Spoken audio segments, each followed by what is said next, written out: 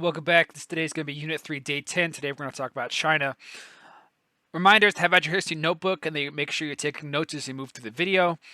And make sure that you complete the vocabulary for this video, either writing the definitions or highlighting them when you take the notes. Alright, let's go ahead and get started. The key terms for today are going to be the Manchu, the Qing Dynasty, Nurhaci, Opium Wars, Taiping Rebellion, Boxer Rebellion, Emperor Dowager Cixi, the Sino-Japanese War, Sun Yat-Sen, and Puyi. So we have the causes of the Manchu, the Qing dynasty's rise to power, Manchu governmental structure, problems, rebellions facing the Manchu dynasty, and why the Manchu dynasty fell. So let's kind of review them real quick. Let's review the Qing. So this is going to be China's last dynasty, and by 1644, the Manchu leader Nurhaci united all the tribes of the north to drive out the Ming Chinese who were occupying China. And they established the Manchu or Qing dynasty. They're going to adopt a lot of the aspects of the Ming, creating a bureaucracy of elites who practiced traditional court ceremonies, and even allowed some Chinese to take positions in the bureaucracy near the end, which when they established themselves, they would not allow.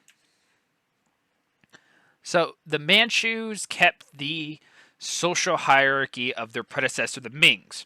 They're going to respect the patriarchy. The family patterns were retained. Education was emphasized, those patterns. This includes women remaining subordinate and fixed in the household.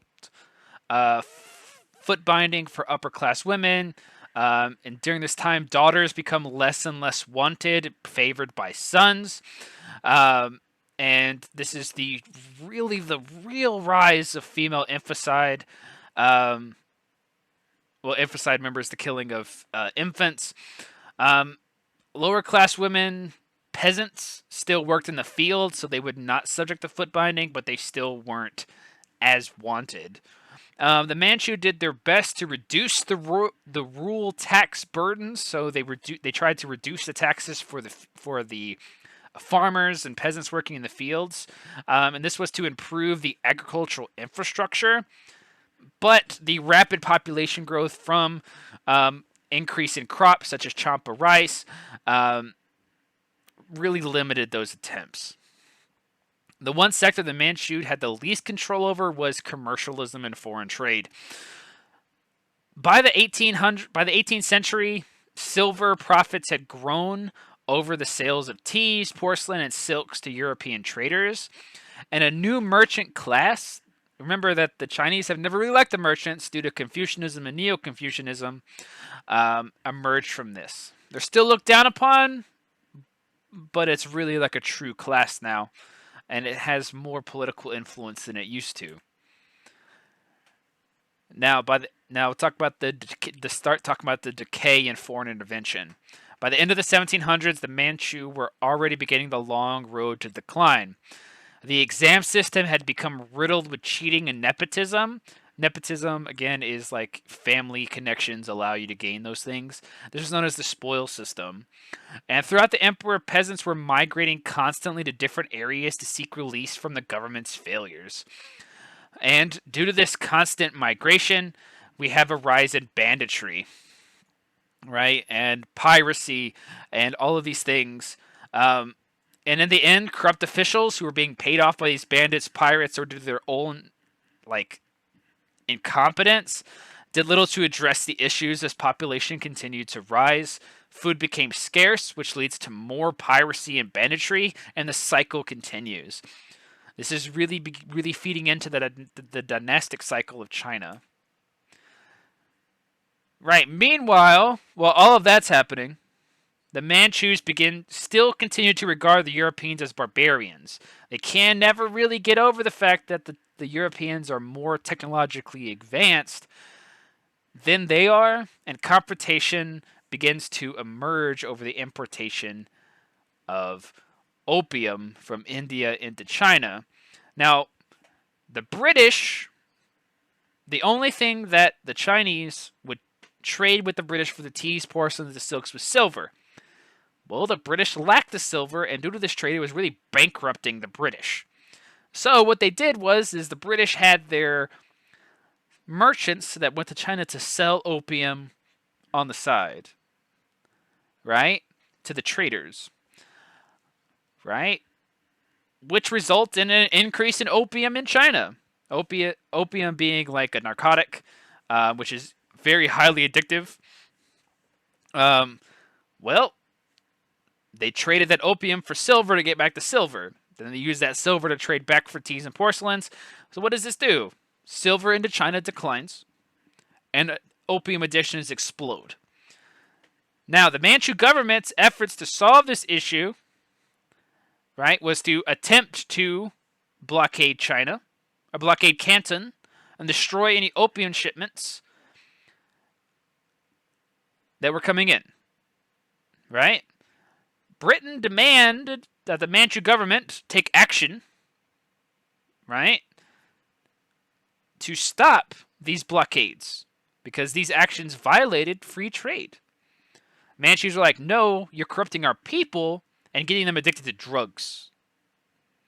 Well, British are like, okay, okay, bet. And they fight them, right? So war breaks out in 1839 with the Chinese being easily defeated by the British. The results were disastrous.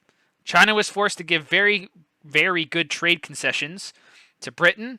They basically free trade, and they had to give direct control of Hong Kong to the British. And up until about 5 or 6 years ago, they still had direct control. So, they lose to the British, and the internal strife of rebellions and the dynastic cycle continues. Right? One of the biggest ones is the Taiping Rebellion, led by the semi-Christian prophet Yang Zequan, who believed that he was the long-lost brothers of Jesus Christ. He's going to lead his dissidents in protest of Manchu rule. They offer social reform, land distribution, and the liberation of women to the people. The Taiping even became rebellious against the greater Confucian civilization. And this rebellion is going to be disastrous. Like 20 to 70 million casualties, disastrous. It's going to last for 14 years. And we're just going to have millions of people dying in this rebellion. Well, due to this weakness, who shows up? Japan. Japan is going to take the opportunity to attack the Manchu and attempt to gain their own imperial territory. This war caused China to lose direct control over Korea and Taiwan. Moving on to the Boxer Rebellion. In the last days of the Manchu Dynasty, the Manchus are struggling, and they actually saw the Empress, Dowager Cixi, come to power. Right? Now, this is important because you have an extremely patriarchal system.